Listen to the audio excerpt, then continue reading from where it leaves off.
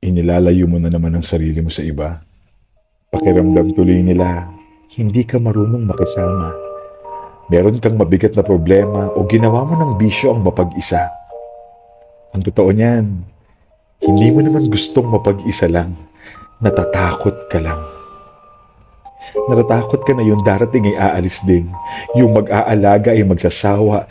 Yung mga tawanan ay may katapusan. Yung mga nangako ay mangiiwan. Yung kumustahan ay mauuwi sa iwanan. Kaya wag na lang. Wag na lang siguro para hindi masaktan. Pero isipin mo ito. Sino bang makakaiwas sa sakit? Wala.